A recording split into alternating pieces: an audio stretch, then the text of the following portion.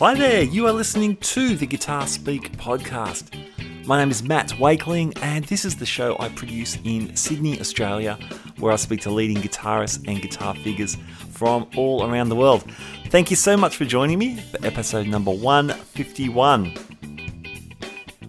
Now today we're doing something a little bit different. I'm joined by my friends Rhodes and Gabor, Josika, to create a commentary track to the recently released and already legendary JHS production of PEDALS, the musical. This show has been out for less than a week and it is already raked up very close to 100,000 views, and I thought it'd be fun to have a look over it and discuss all the good pedal time fun that it provides. Now today's episode is brought to you by Fretboard Biology, the comprehensive online guitar course put together by our friend Joe Elliott, former head of guitar at the Guitar Institute of Technology in LA and also the McNally Smith College of Music. Joe knows what he's talking about when it comes to guitar education, and here's a few words from Joe about the course. You're tired of wading through hundreds of random guitar videos and just want to become a better player. Fretboard Biology is your answer. Fretboard Biology is a self-paced, college-level program that'll give you the right instruction, in the right amounts, and in the right order. You'll learn the same information I taught to thousands of other guitar players over 30 years of teaching in top music colleges. If you want to make real progress with your guitar playing, then sign up for a free 7-day trial at fretboardbiology.com. Now, as you may know, if you've listened to this show for a little while, I am in music education, have been for many years. And with that behind me, I can say that I really love the way Joe has put this course together. I was asked to be a beta tester when the course was being assembled, and I love the logical and thorough way it was set out. So I'm very happy to have Joe and his team on as sponsors, and I'm very happy to endorse the product. So check out the links in our show notes for Fretboard Biology. Now, onto our commentary track for PEDALS, the musical. Now, there have been rumblings about this musical for some time, and a lot of people, myself included, thought it was a joke. But for Josh Scott, the mastermind behind JHS PEDALS, it was anything but. He was working alongside Sweetwater. They assembled a budget. They put some tunes and a story together, and it's incredibly funny, incredibly nerdy, very accurate about the historical development about these pedals. And I thought, who better to ask along than my friends Rhodes and Gabor Josika, two excellent guitar players and musicians and utter gear nerds as well. So they were the perfect guys to bring along and to talk about the production. Rob runs the band Living in the 70s. He also hosts the Musicians In, and he's an all-rounder. He understands marketing and promoting bands, and he works non-stop. Great musician. Gabor Josika, another fantastic working musician and teacher, music teacher, guitar teacher, I should say. He also co-hosts the super fun, awesome Happy Time Pedal Show, which is a brilliant YouTube channel where he and his co-host Alex check out a whole bunch of pedals, new stuff, old stuff, digital, analog, you name it, they've had it on the super fun, awesome Happy Time Pedal Show. That's hard to say, but I'm getting better at it every time. Alright, we are going to jump into the musical, so you can just listen to our commentary. You'll hear the musical in the background, or for the third dimension, you can queue up the video on YouTube, get it to 0, and I'll count you in when to press play, so you can watch as you listen to us. So, however you do it, I hope you enjoy this episode, and let's jump straight in. What do you want to hit record? I am now. Yep. Recording now. All right, and we'll do a clap on my count. We'll do it on one, the downbeat, because we're musicians, yeah? So 1, 2, 3, 4. Was that 1 for you guys? Yeah. Wow. So there's a bit of a delay. There's a delay. So yeah, everyone okay. was on a slightly different time, but yeah. It's yeah. It's a daylight savings. Yeah. It's yeah. Up here in Queensland, we're a bit, it's like the whole reggae thing. We're just a bit behind the beat. Okay. So 44.1, but Queensland time. Okay, that's cool. All right. I will.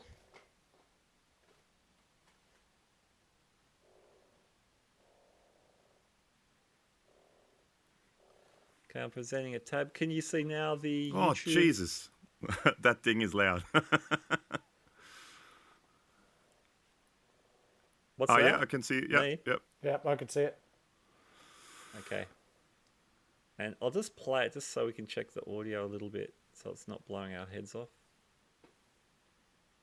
Sounds great. Yeah. All right. Ooh, and we've And got I've an ad count. for I've the got a Apollo cue in the X. count for the people at home. There's no ads on this too, which is really good. I was going to edit them, but I'm not sure why. But there's not, which is good. All right.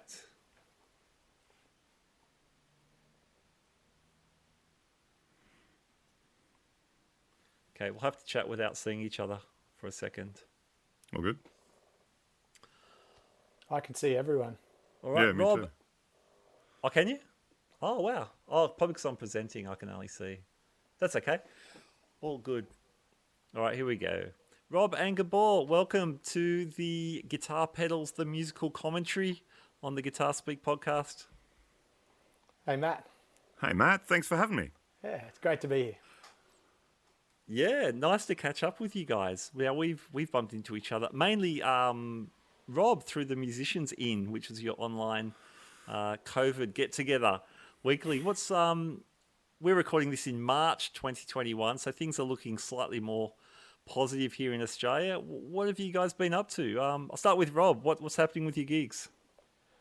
My 70s show, Living in the 70s, has been going pretty strong. I sort of came back with gigs in July, 1 or 2 a month, but that was sort of up to about 8 or 9 a month now. Doing some of our own ticketed shows, as well as, look, mostly it's in Queensland. Queensland is back to business as usual, pretty much. Yeah, great. So, yeah, there's been plenty of band gigs and the odd solo one in between. Nice. Very cool. Very cool. How about you, Gabor? Of course, you've been churning out the stuff on I'll try and get this right, the super fun, awesome, happy time pedal show. That's the one. Is that right? Oh, wow. Wow. It's a silly name. I love it. We do love it. Yeah, it's been good. So I'm up in Queensland. So for me, it's been now for, I don't know, since before Christmas, it's been almost everything back to normal. There's still a few venues that aren't quite back yet because it's still a little bit limited with numbers they're allowed to have. But I'm back to sort of gigging 2-3 a week. Great. Almost normal. Fantastic. Yeah. Cool, man. And what's coming up with the show? What's the latest? The pedal show. Yeah. Oh, lots of stuff. We've got a whole bunch of new guitars. We're about to actually the big scoop. We're about to do a series of videos on integrating Eurorack with guitars. So, Oh, wow. so we've cool. got a whole bunch of Eurorack gear that's starting to arrive, and trying to integrate it and using, there's MIDI control stuff that you can. So having MIDI switches and expression pedals, and seeing how far we can take it. And how nerdy we can possibly make it, but integrating Eurorack effects with guitar. So that's sort of one of the biggest sort of series of things we're doing in the next month or so. Nice. Yeah. Nice. Sounds fun, man. Sounds fun. You guys are killing it. You guys are doing so well. Oh, thank you. Yeah, we're trying. It's it's going really well. People seem to be sending us stuff all the time, and we're almost getting to the point where we don't have the time to fit everything in, or things. Wow. It takes a while, so it's great. It's been going really, really good. So touch wood, It's been going really well. I'll send you some stuff too, Gabor, if you like. Just Please. pay up front. I got a couple of things here. Please do. Rob, are you still selling the MI audio head? Look, yes and no. It's up for truth be told, it's there for sale because I just bought a Mesa Boogie head and I need to sort of, not that she cares, but I kind of have a deal with my wife. If I buy something, I sell something. So one of those. It's up there for sale, but unless I get what I really want for it, I'll probably hold on to it. I've got a couple of backups now, but yeah, the new Mesa Boogie's going great, so I'm really happy with that. Unreal. Good times. All right. Well, hey, let's jump into this musical. So this is the JHS Guitar Pedals, the musical. I thought it was a joke for a long time, and then clearly it's not because it's been out for a few days. So, Rob, you've seen it? Yeah, I kind of watched it in the background last night while I was doing some invoicing and set lists and stuff for the weekend. But it was there in the background. It will kind of be new to me because I think I only watched half of it but heard all of it. So. Yeah, cool. Yeah. So I watched it last night as well, and Gabor, this is straight out. Yep. All new for you. Yeah, I didn't watch it. No, I was actually going to watch it when you messaged me. And, like that night, I thought, I'll probably watch it. But then you messaged me saying we're going to do this. And I went, no, I'm not watching it now. I want to go in, I want the true reaction. Yeah, man. Like the unboxing video. Like my unboxing videos, exactly. Which is the dumbest thing ever, but people seem to like it. All right. Here we go. So if you're playing along at home, I've got the YouTube clip open. It's back to zero, and we're going to give it the Star Wars 3, 2, 1 punch it, Chewie. Now on punch it, that's when I'm going to hit play. So if you're synchronizing at home, here we go. 3, 2, 1, punch it, Chewie. And we're off. There's the band. Rhett Schul on guitar. Do you guys know him? Yeah, Brett Schul. Yeah. Doing a Murph and the Magic Tones impression here. Yes. We got Shagpile on those speakers.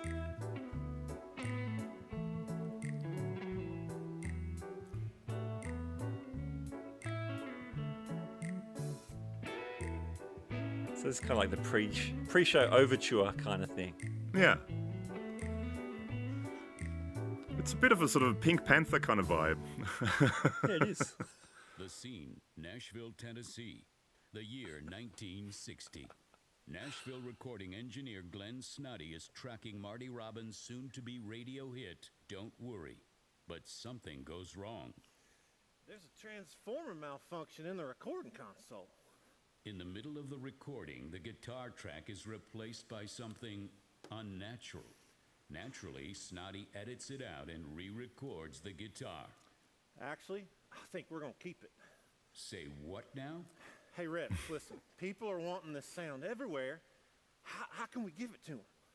Now, listen, I bet I could make a circuit, okay? And I could take that circuit and I could put it in a box so that other people could use it. So like a box that affects the sound. An effects box. Oh, man. So we've got Josh Scott gold. and Nick from JHS. It's already better than Book of Mormon. Revis, huh? You're a modern-day genius. Eureka! I know a company up in Kalamazoo. They can build this. Where's Kalamazoo? It's mellow, it's raucous, it's tender, it's raw, it's the Maestro fuzz tone. You have to hear the this costume. different sound effect for the guitar Has to anyone believe seen my dad? it opens a whole new world of music for you. Instantly with fuzz tone, you can create guitar sounds never before heard. Organ-like tones. So the dude in the Maestro fuzz tone Say what now? costume, which looks like an apron or something. Plus many, many more. How many Combined more? with reverberation, tremolo, and vibrato, it expands even further the range of startling effects. Wait, stop! Ooh, I knew a song was coming. Well, it is a musical. Say I've got spunk. Say I've got spunk. They say that I am different, like somehow I'm more than the sum of my parts.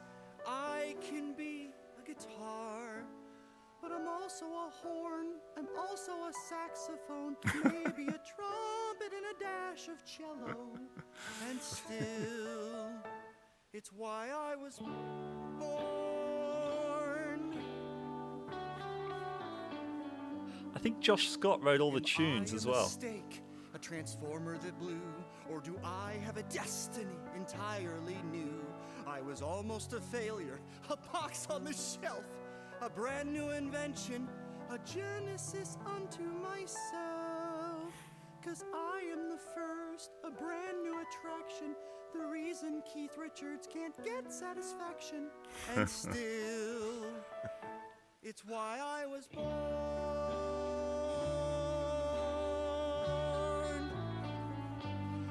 I have so many possibilities, there's so many things that I can be. No one knows what I can achieve. Don't worry, dads, I'll make you proud of me, 'cause I'm the FZ.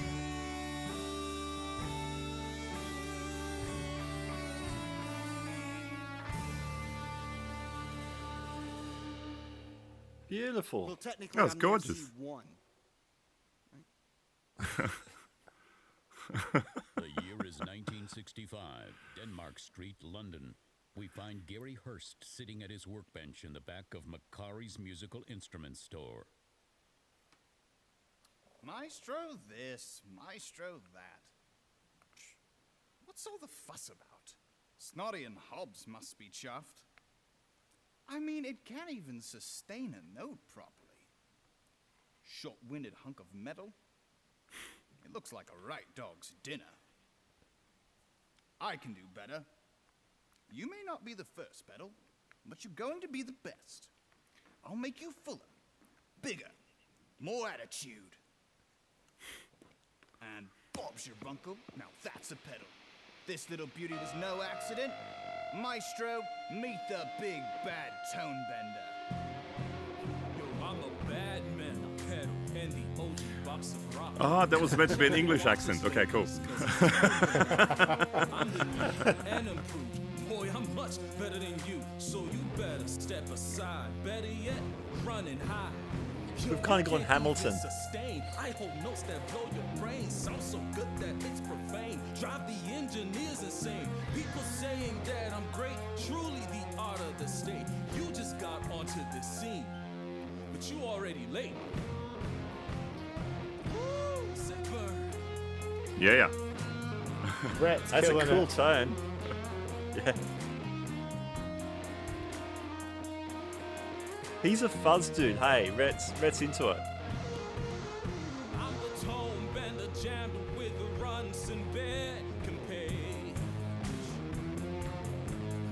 I'm the tone bender, boy, we had me on center stage. I'm the tone bender, I made clapped in a sensation. I'm the Beatles' inspiration, gave Pete Townsend palpitations. I'm the tone bender, baby, I am the real British invasion.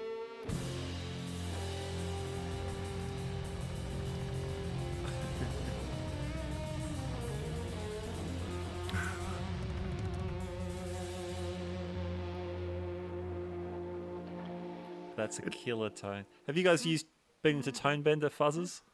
Clones, yeah. I'd love to have a real one, but clones I have, they're great. I'm really only just getting into fuzzes.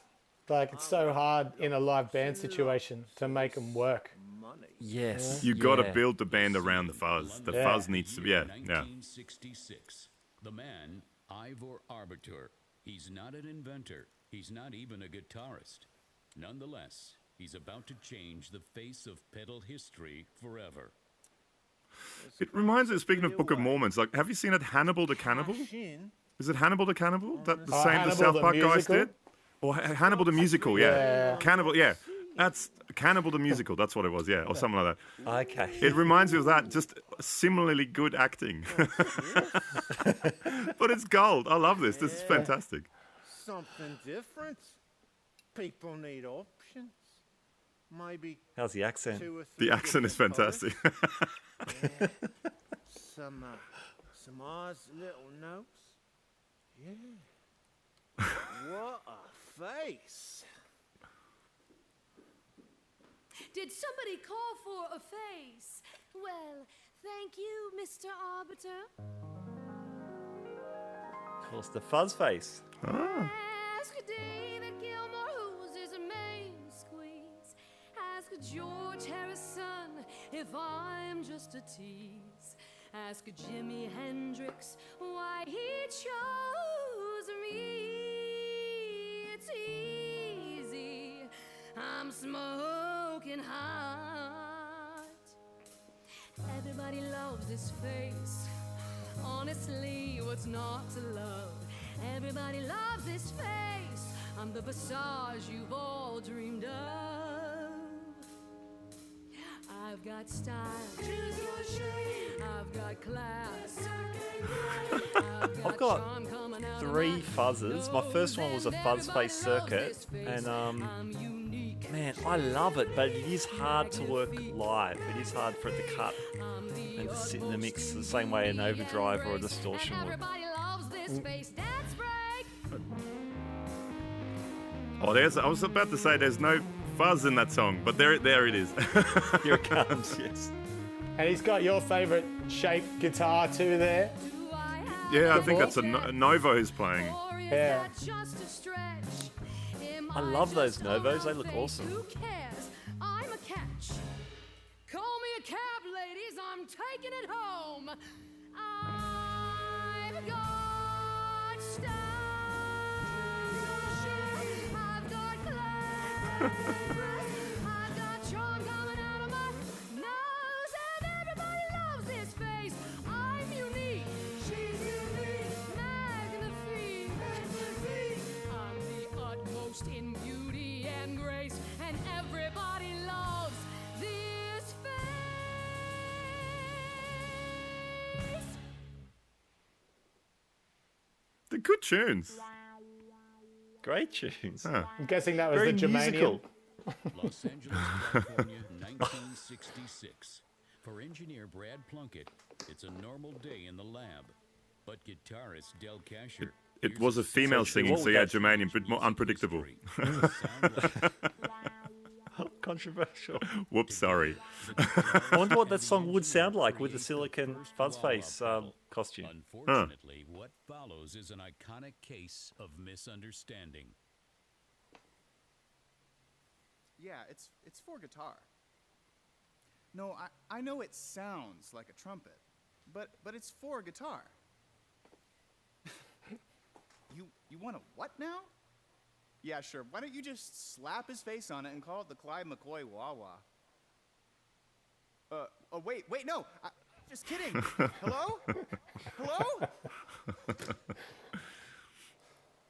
was my idea.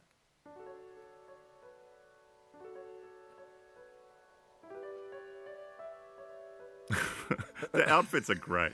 They're like amp covers, like speaker covers or something. Yeah, they are. Trust me, everything's crap.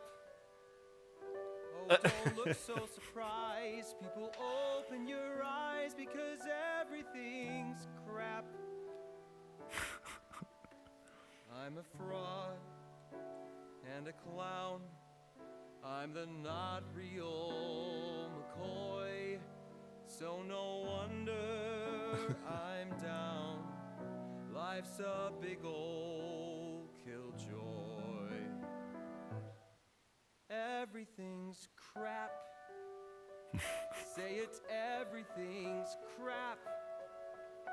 I was made for guitar, but a joke went too far. Casher's ready to snap.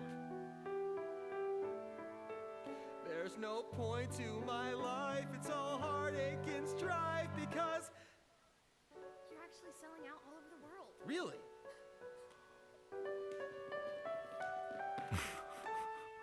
I'll I'll help Hendrix at Woodstock.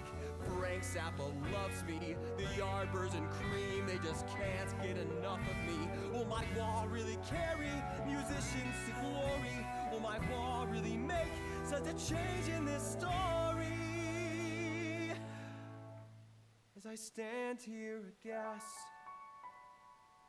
I guess I'm stating the obvious, but this is so niche. It is so nerdy and niche to even get these jokes in the songs. It's nuts. It is, yeah. I mean, it's a super niche market, the whole pedal thing, and I mean, this is as niche as it gets, yeah. 5 years since the Maestro. But you've got to love that. You've got to love his dedication to the cause, you know.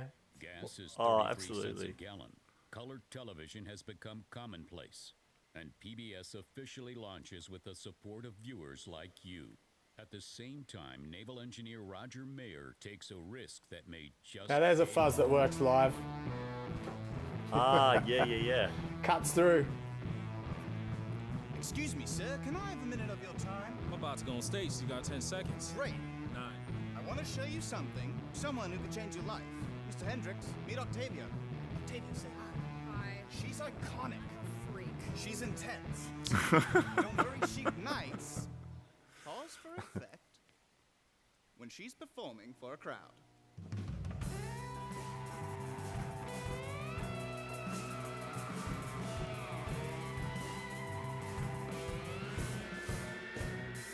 With Octavia, what you see is what you get. I live life on my own terms, not an Gabor, did you guys do the Dan Electro octave fuzzes? Yes, yeah, the 3699 fuzz and a few of those. They were great. Yeah, man, they sounded awesome. They're really, really cool. And we actually just did an Australian one by, what are they called? Soundbox Workshop. That was a killer, like an Octavia style fuzz that has a separate octave and a fuzz side. That was a killer fuzz. Nice. I love that stuff. I love Octavia kind of weird ring modulatory kind of fuzzes. They're some of my favorites. That new Jack White signature pedal that's coming out, that looks amazing. With the 3-button one with the what's it called? The telephone, the old telephone one. telegraph Yeah. stuff, That looks so cool. Oh, That looks heaps of fun. What is it called? The Telegraph or something like that? yeah, it's on. I watched the demo the other night. I messaged them to see if they want to send us one, but no reply. Worth a crack. Well, I'll take it. and I'm a huge fan, by the way. It's the Copper Sound Triple Graph. Triple graph. That's the one. Yes. Okay. You see before you, Yeah, that sounds killer with the crazy fuzz and the like an octave and a stutter thing, and yeah, I'd like it a lot, I think, but Yeah. Oh, I remember hearing Moscow radio at night as a child, blasting propaganda into the Japanese airways. I don't remember hearing much, but I remember hearing swooshing, whooshing, washing, swooshing sound. I wonder if I can put that into a pedal. She's Subarashi. You think you can see me, but I'm really not there. You think you can touch me. All right, Matt here again. We've got the Uni Vibe song going on. It's very, very cool. Hey, I just want to take this chance, though, to remind you that the Guitar Speak podcast is brought to you by Fretboard Biology, the comprehensive online guitar system put together by Joe Elliott, former head of guitar at Guitar Institute in LA, and also the McNally Smith Music College. Please check out the links in my show notes for more information about Fretboard Biology. All right, back to Pedals the Musical.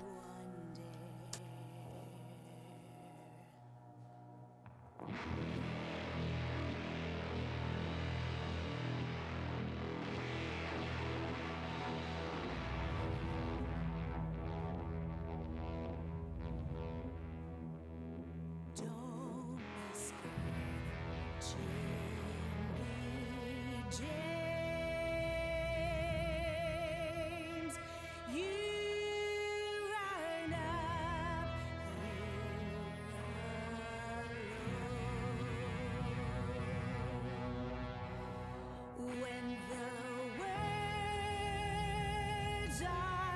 I want to question the choice of wardrobe here with those runners.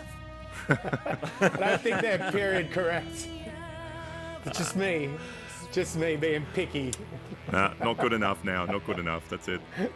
Turn it off, Matt. Turn it off.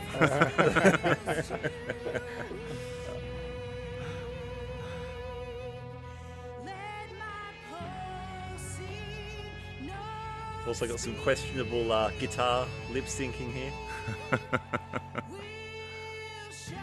No, that's all. He plays it for real. Okay.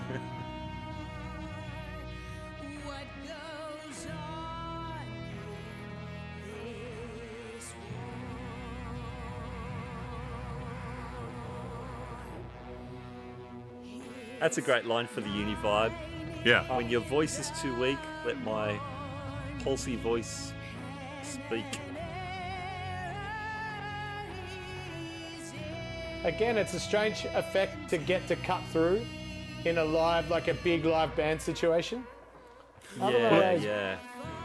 That's why it works so well when he did just, Star Spangled Banner just by himself. It became the effect of the song. Yeah, or when Gilmour uses it, because there's so much air, like it's got room to space. breathe and... Yeah. You need space in the song. Yeah.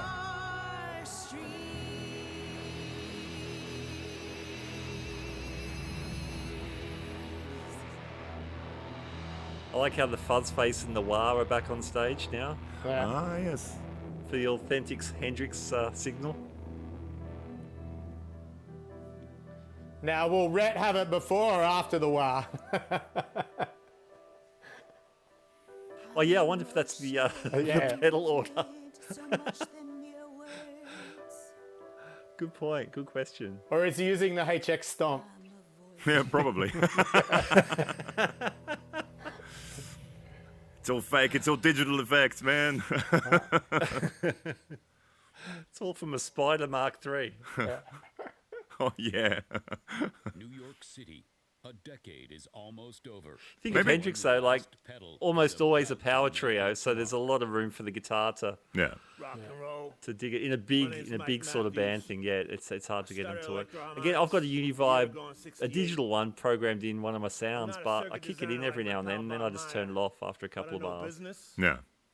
And I know good ideas. I love it though. It's so cool to hear. It's a great sound, yeah. I need some help. It'd be funny if they had like an in-joke there. Do you need something? Sorry? Yeah, I got this thing. I find that Leslie works way better, like a Leslie vibe, and then you can go the fast and the slow, and you get that. It's not quite a phaser and it's not quite a uni vibe, but it tends to cut through better in a live situation. Yeah, nice. Slow Leslie's great. I love the slow setting on Leslie. That sounds really cool. No, what I was saying before, I wonder if there was like an in-joke in that whole thing that they were using it was all like a helix or something like that. They're talking about all these pedals, but it was all the digital stuff.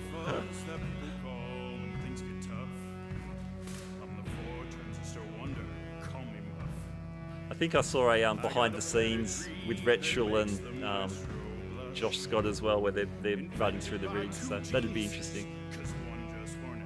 Just call me Muff. Hey, I'm walking in. I'm more than a box. Big Muff, you guys played these? Nah, only digital recreations again.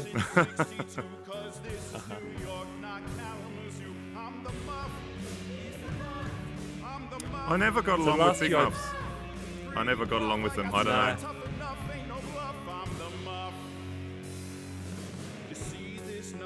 Again, you're losing a lot of mid-range, so it's hard to make it work unless you're in a really loud guitar situation where you can just dominate. I picked up last year a Maxon Distortion Sustainer, I think it's called. It's essentially the Japanese Big Muff. Okay. It's really cool, but again, live, it's on and off my board, really. I mean, my gigs are very meat and potatoes, tube screamer, Marshall in a box kind of tones. So I'm not the best advertisement for some of these tones, but I love hearing them. I just don't always get them to work to play live. He's an angry, That tough sounds looking awesome, man. That does sound great, yeah. But I don't think that's just a muff on its own. I think there's something else there, but Right. to me that sounds like there's something else there. Unless it's like a special vintage muff that... I mean, Josh has got every pedal ever made, so just about, so... Yeah, I reckon they would have been using the real pedals. Just trying to see his pedal board there, and there's some big silver boxes. Yeah. But there's a behind the scenes video that came out today. It's about 2 hours Oh, really? long Okay. or something, so... Yeah, cool. We should watch that next. You're never gonna make it, kid. You can't put lipstick on. Everything's crap. I like that guy.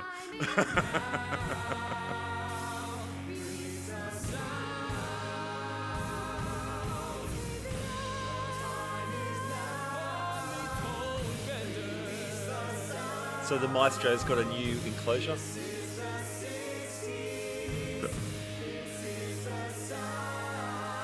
Oh, poor Maestro. They're bagging the Maestro. At least they got the phases and the octaves to fall back on.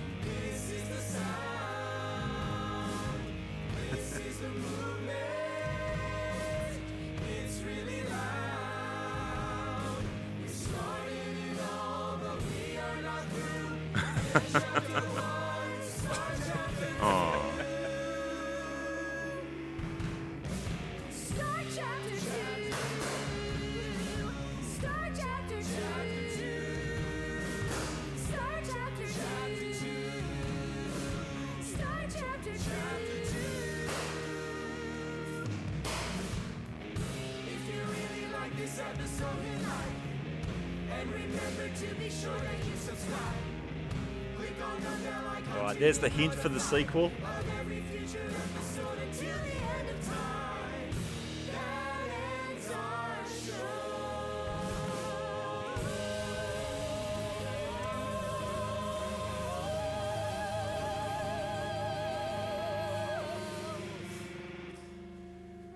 I like that. Yeah. It's the best please subscribe ever.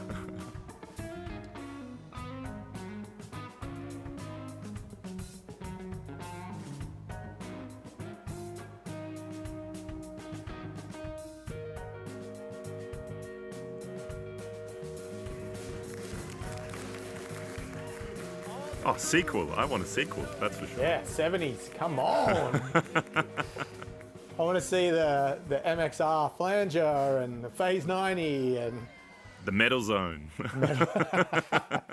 Of course, you want to see the Metal Zone. Who wouldn't? Oh, man. The Metal Zone, it could be like its own spin-off mini-series. It should. I mean, isn't it the biggest selling pedal ever in the history of pedals in the world? I think it is. One of the anyway. Yeah, it's one of the big, if not the biggest Boss seller, for Yeah. sure. Really? Which probably That's makes it one of the biggest ever in the, like, generally pedal-wise, It'd because, I have mean, to be. Boss is... I guess maybe the Tube Screamer after, I don't know, one of those. It'd be interesting to know what actually the biggest ever seller is. Yeah, it would. It would. So, yeah, there's got to be a sequel. So, well, let's do decades. So, 70s, what 70s pedals do we need to see? Well, yeah, Phase 90, the MXR flanger. DoD 250, I would go for that one. That was a cool pedal that came out. And the Rat is 70s. Rat, what maybe was that early 80s? But the Tube Was that Screamer early 80s? definitely. Yeah. SD1. Tube Scream was 70s. SD1, yep. I mean, all the Boss compacts started pretty in much 70s, all of them, yeah. C1. What else is 70s? I don't know. Is the Shinai stuff 70s? That was probably 70s. Yeah, I guess, actually. Yeah. Like Delay, Memory Mans, those types of things. Memory Man. Oh, yeah. Electromonics Memory Man. That would have come out second half of the 70s. Yep. Yeah, so all of that stuff. There's tons of cool stuff. Yeah. And then the rack stuff 80s. started too, right? In the late 70s. That's I love all that old rack stuff. I'm a bit of a sucker for all that. So 80s, yeah. So the Racks, absolutely. Yeah, I wonder if the Rats was early 80s. I'm not sure if it was. I think it started late 70s. Okay. But then then it sort of became a popular in the early 80s. But definitely DoD 250. That's one that I would that I think that was quite a big game changer sort of pedal that came out. That's sort of second half of the 70s. Yeah, just all those analog delays, and that was a big thing. TM2 was it 70s? I think that was the Boss TM2. I think that was late 70s when it first came out.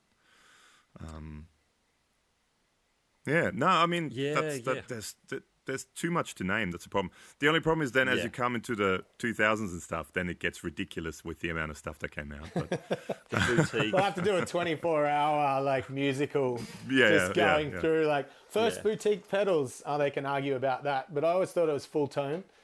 But full tone was one of the first. Okay, yeah. So I remember seeing full tone, like the Full Drive 2, being one of the first boutique-y, brands in the guitar magazines and stuff. But I'm sure there were other people making pedals. Yeah. Klon. Bill Finnegan, he started fairly early. I don't know when he actually started, but early 90s, first half of the 90s at least. I always get in trouble when I say these things, but I consider DoD one of the first boutique makers, not in terms of boutique as in high-end stuff, but they really, in a thing that is, like Matt was saying before, it's a massive nerdy niche market, the whole pedal thing.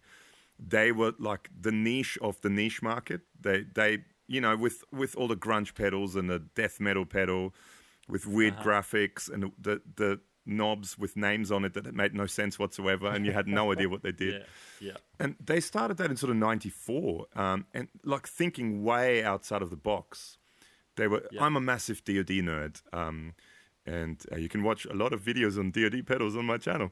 But shameless self-promotion. But I always call them one of the first sort of boutique-y pedals because they were sort of thinking outside the box and thinking of the design and the looks aspect too.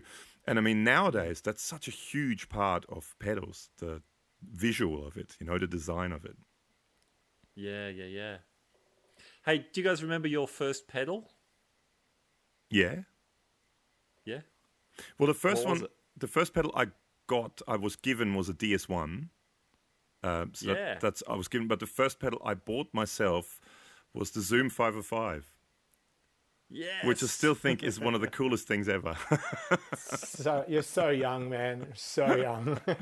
I'm a child of the 90s. What can I say? Oh, man. How about you, Rob? Well, mine was a GCB 95, Jim Dunlop Crybaby. It's all I wanted. I just was plugging into amps, and I just wanted a wah pedal. I was a huge Hendrix Clapton fan. No Quarter by Led Zeppelin, that was all the stuff I was listening to, and all I wanted was a wah pedal. So that was the first one, and then I wanted to just start doing what I do now with crazy, gain stacking amps. Even back when I was 17 and 18, so I bought a Boss Dual Overdrive pedal. Yeah. And plugged it into a 3-channel Laney solid state amp for gain stacking back then. It was crazy. Awesome. Yeah. Awesome. Man, you're onto it early. I discovered that late in life. I wish I was stacking stuff earlier. That's the best. Yeah, the whole stacking thing was something that I got to quite late too. I was never the stacking kind of guy. But recently, I mean, last, decade or so, I've been a massive gain stacker guy. Oh, yeah. I don't think I realized what I was doing back then. It was just this amp has a clean sound. I'm playing in a trio. I need to cover a bunch of different sounds. And there wasn't many pedals on the market. I remember the Dual Overdrive was kind of the first of its kind with the concentric knobs. That I could go, I'll use this channel on the Laney for clean. And then I've got 3 options of gain on that pedal with the clean. And then I'll use this channel for my crunch channel and then channel 3 for my lead. and then I've got 3 different options on each channel. So I was just always thinking, how do I get that versatility from the gear that I had? And then you're mixing yourself. Like I had the terrible PAs when I was young, but so they were just vocals. We all did. Yeah, it's just like you're just using vocals. So how do I get my guitar solos to jump out? And I was always trying to think of ways to make that happen without having to put a mic in front of it and turn it up in the middle of a song and then back down. And Yeah. Man, I was looking for one pedal or one amp to do it all, and I just couldn't find it. I had a Boogie dual rectifier, and I wasn't playing new metal. I was doing rock and covers shows, and if I had known, just whack a tube screamer in front of it, I would have. Yeah. I'd still be rocking that now. But yeah, my first pedal going back I bought it in 1986, or out of the trading post. It was a Boss DS1. And man, unreal. And then a couple of years later for Christmas, I got an Ibanez 10 series digital flanger, which at the time I loved it, but eventually sold it for something stupid. And then and now they're super rare. The 10 series, and we can thank Josh for that. Amongst John Mayer and Josh Smith, they're the 2 people we can thank for the 10 series going crazy. Yeah. And Tom Morello, apparently he's got the 10 series flanger. Okay. Oh, yeah. Oh, for the Killing in the Name of intro. Yeah, that's right. Yeah. Wish he just had a BF2, and then, maybe I could pick up another. Ibanez cheap, but yeah. Yep, fun and games. I was just watching Produce Like a Pro. I don't know if any of you guys watch that channel, Produce Like a Pro. No. And they were just doing a thing where they had Graham Coxon from Blur. And they were running through the whole Modern Life is Rubbish album. Yeah. And he was going through it and, kind of playing along. And then he asked, so what effects we're using? And he said, it's all Boss. That's all he could get back in the days. And the guy was like, I think his name is Warren Hewitt, the host. He was like, what? I thought, you were rock stars playing all these mythical things that, someone made for you. And it's like, nah, just playing Boss. It was a BF2, and a Rat and a DS1 and stuff like that. That's all he basically played. And he wouldn't believe it that, oh man, you got all those cool sounds out of that. Yeah. Hey, if it was good enough for Prince, like Prince just had pedal boards of Boss pedals. Exactly, yeah. That's exactly what I was going to say, yeah. If it breaks, easy to get replacements. That's what Prince was all about. Oh, insane. Totally. So good. Man. I've been watching, actually on a side note, I've been watching so much of videos lately on, there's a YouTube channel, what are they called, the studios? Sunset Sound? Yeah, Sunset Sound Studios, that's right. They're doing their own videos and they're talking about the sessions that were there. And there's a whole bunch of these things, these sort of roundtables where they talk about Prince when because he almost lived there for a long time. Wow. And just how quickly he worked. Man, he's such an interesting cat, Prince. And oh yeah, those stories have been amazing, especially the Van Halen ones. With the passing of Ed, getting all that, inside information. And I don't know if the producer produced like a pro one you're talking about is that English guy. Yeah, Warren Hewitt. Yeah. Yeah, and he did the Van Halen, how they recorded Van Halen 1 and used the college kids to recreate it. That was amazing. Yeah. Oh man, that sounds cool. That sounds awesome. I just picked up two Van Halen 2 in 1984 on 180 G vinyl today. Oh nice. The remastered, and I just can't wait till the weekend's over and I can come back and crank them up. Yeah. Nice. When the wife's at school. Yeah, man. I was I guess like all of us, was re-listening to all that stuff. What album was I digging up? Fair Warning. That's phenomenal. Yeah. Pretty much any record is, but that just stuck out to me. I probably hadn't listened to it for a long time, but it's killer. I've got my customer order sitting down at the local record shop in Byron, and so I've got Fair Warning sitting there for me to pick up, the remastered, and the 30th anniversary of Shake Your Money Maker, the Black Crowes. So I'm waiting to pick those two up. That's a cool album. That's a great album. It's my childhood right there. Nice. Man, there's a lot of good guitars going on any time in history, eh? So it's always magic to pick up. And there's actually, it's funny, I just read an article today, Marty Friedman, super shredder man guy. He reckons YouTube and social media guitar guys are the people that saved guitar over the last few years. So yeah, right. I pat myself on the back. Yeah. I wish I had that kind of influence, but no. But they've become the new rock. Not me, because we're still small, but the bigger channels, they've become the new rock stars. They get signature guitars, they get signature amps, signature pedals. They've become the new rock stars. Yeah, it's amazing. Well, they're selling the gear. Influencers. That's it. Yeah. They're selling the gear. They're moving it. I wish I had that kind of influence. Oh, I mean, look at that pedal show. They've got the Keeley pedal. Yeah. When's Moz making yours, Gabor? Well, if anyone wants to make mine, I'm available and very cheap. So, what would it be then, Gabor? If you're gonna have a signature pedal, what would it be?